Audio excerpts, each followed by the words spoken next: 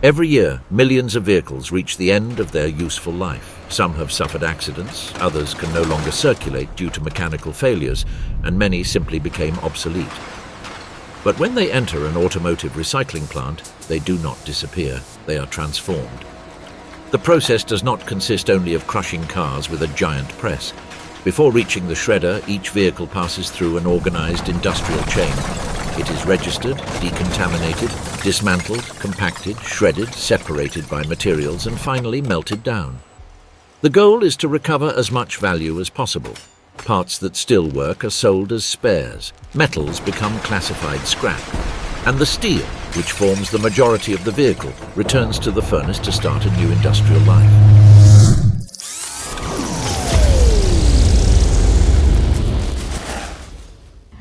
The recycling of a car begins long before a machine destroys it. It starts when the vehicle arrives at the plant and stops being treated as an automobile to become a set of recoverable materials. At that moment, each part has a different value. The engine can be sold whole if it still works. The transmission can be reconditioned. The rims can go directly to smelting. The wiring contains copper. The battery has lead, plastic, or lithium. Even the tires, which seem like difficult waste, can be shredded to produce rubber granules used in asphalt, sports surfaces, or industrial fuels.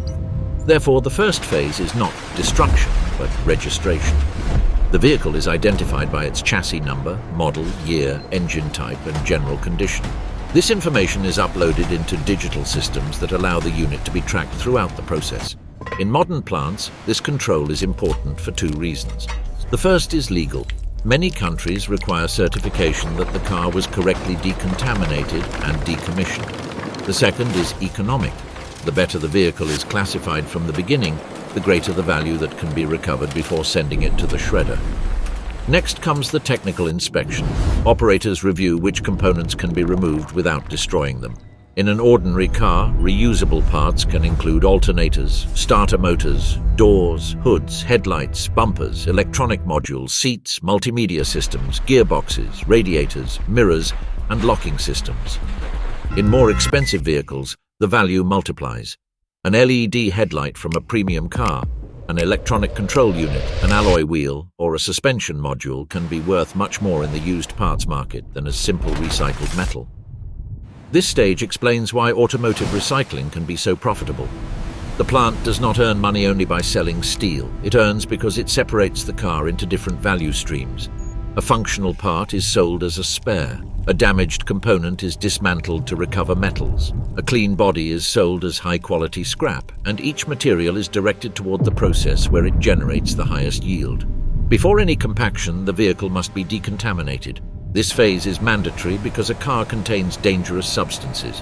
Fuel can cause fires. Used oil can contaminate the soil. Coolant, brake fluid, and transmission fluid require special treatment. Air conditioning gas must be recovered with closed equipment. Batteries, especially in hybrids and electrics, must be removed under specific protocols to avoid short circuits, fires, or chemical exposure. To do this, the car is placed on drainage platforms with hydraulic clamping systems. Operators drill or connect to specific points on the vehicle and use vacuum pumps, probes, and separate tanks to extract the fluids. Fuel is stored separately. Oil is filtered or sent to treatment plants. Coolants are managed as technical waste. Air conditioning gas is recovered with specialized equipment. None of this can be mixed with the metal scrap because it would contaminate the subsequent process and increase the risk during shredding.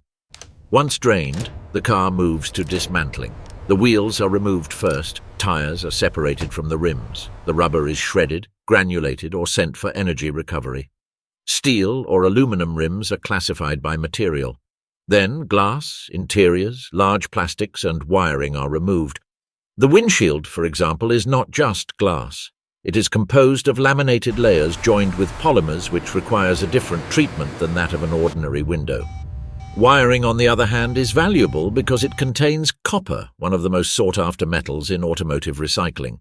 The engine and transmission receive special treatment. If they can still function, they are tested, cleaned, and sold as used parts. If they are damaged, they are dismantled. Inside, there is steel, aluminum, copper, and components that can be separated. In many cases, an old engine generates more money dismantled by parts than sold as a complete block. The same happens with catalytic converters, sensors, and electronic elements.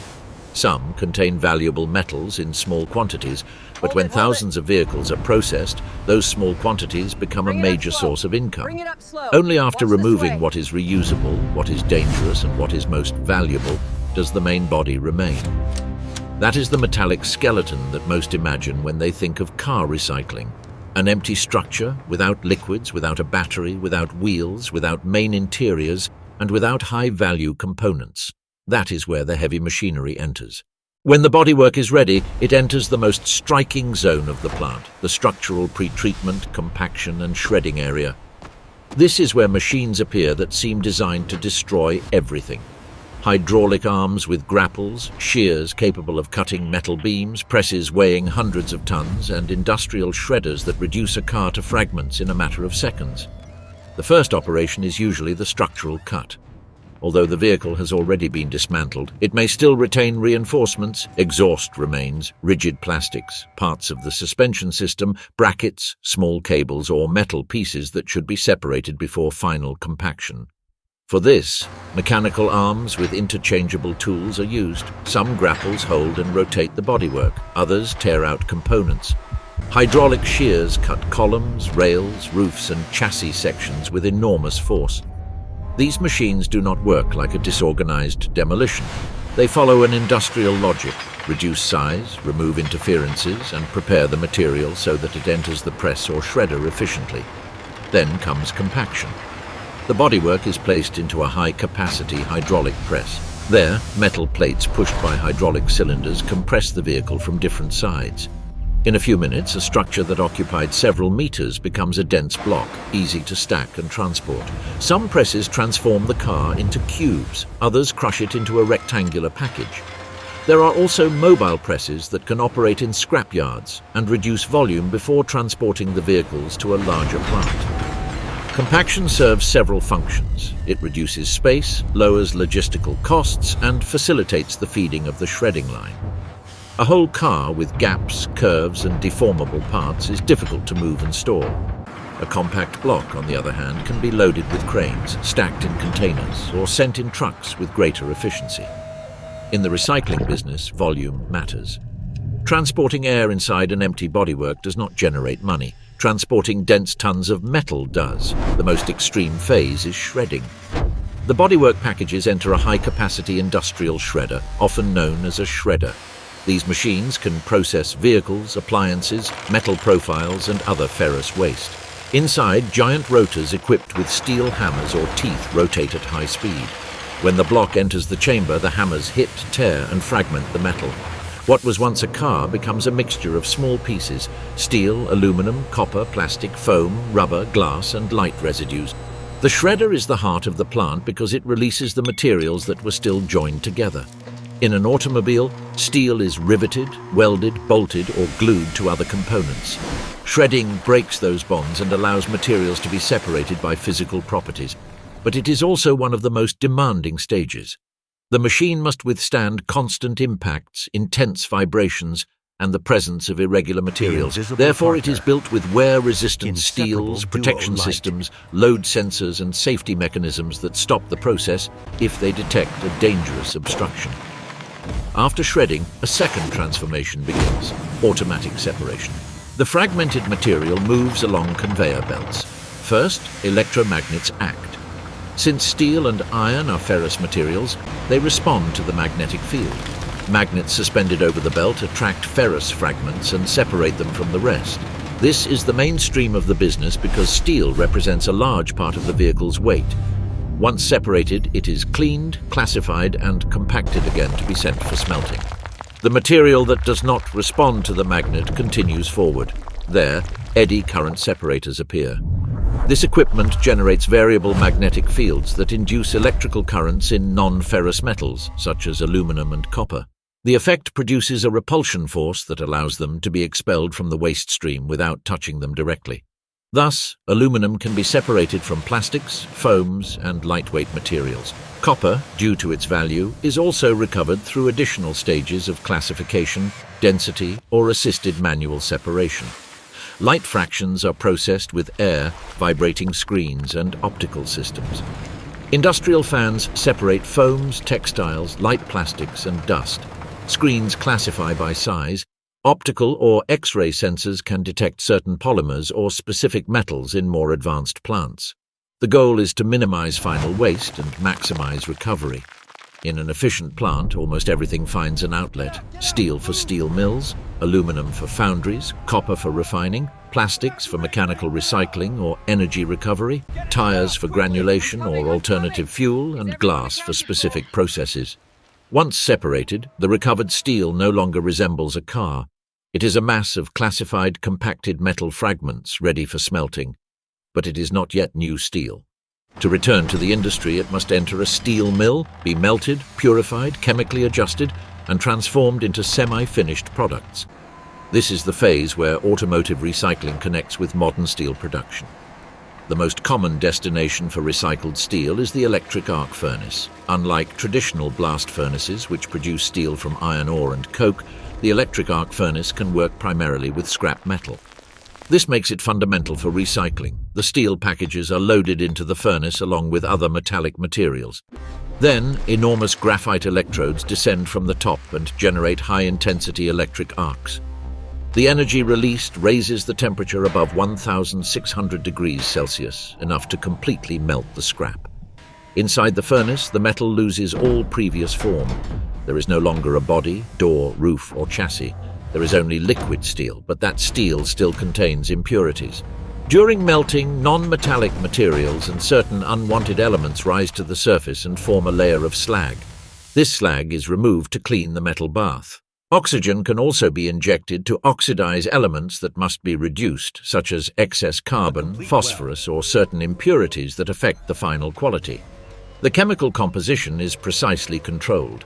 In a modern steel mill, it is not enough to melt scrap and pour it into molds. Each batch must meet a technical recipe. Steel for construction is not the same as steel for auto parts, machinery, tools, or structural profiles.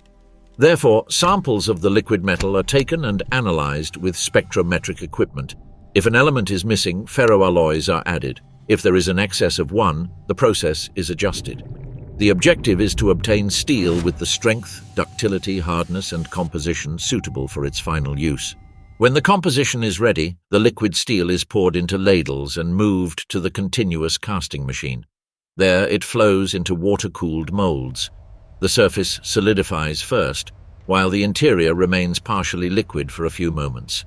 Guided rollers control the shape, speed, and cooling. Depending on the line configuration, the steel can emerge as billets, blooms, or slabs. These semi-finished forms are not yet final products, but they are already the base for manufacturing bars, profiles, coils, sheets, or industrial parts. Then comes rolling. The semi-finished steel is reheated in furnaces to reach a temperature that allows it to be deformed without breaking. It then passes through rolling mills that compress and stretch it. Each pass reduces thickness, modifies the section, and increases length. If the goal is to produce sheet metal, the slab becomes an increasingly thin sheet. If the goal is to produce bars or profiles, the billet passes through rollers with specific geometries. The process combines mechanical force, temperature, and digital control. During rolling, laser sensors measure thickness. Cameras verify alignment, and automatic systems adjust pressure and speed. Recycled steel must meet the same standards as any industrially produced steel. It is not accepted because it is recycled. It is accepted because it reaches a specification. That is an important difference. Recycling does not mean manufacturing an inferior material. When the process is well controlled, automotive scrap can become new steel for construction, infrastructure, machinery, or even components for new vehicles. Cooling is also critical. If the steel cools too quickly or unevenly, internal stresses, deformations, or unwanted changes in the microstructure can appear. Therefore, controlled cooling systems with pressurized water, air, or mist are used. The cooling speed is adjusted according to the type of product. Finally, the final controls arrive. Ultrasound to detect internal flaws, surface inspection with cameras, dimensional measurement, mechanical tensile tests, and verification of hardness or elasticity. Only material that passes these tests is marked, registered, and stored. Here the cycle closes. A car that entered as waste comes out converted into industrial raw material. Some of its parts may have ended up in another vehicle as a spare. Its copper can go into new cables. Its aluminum can be melted to manufacture lightweight components. Its tires can be transformed into granulate or energy, and its steel can return as a beam, sheet, bar, machine, tool, or even as part of another automobile. The business works because it joins three activities into a single chain: decontamination, parts recovery, and raw material production. The plant charges for or buys vehicles at the end of their useful life, recovers spare parts, sells classified metals, and reduces waste that would otherwise occupy huge spaces in yards or landfills. When steel, aluminum, and copper prices rise, the margin increases. When the plant processes large volumes, every ton separated with efficiency turns into revenue. That is why the machines that destroy cars do not represent the end of the automobile. They represent an industrial way of extracting value from something that seemed finished.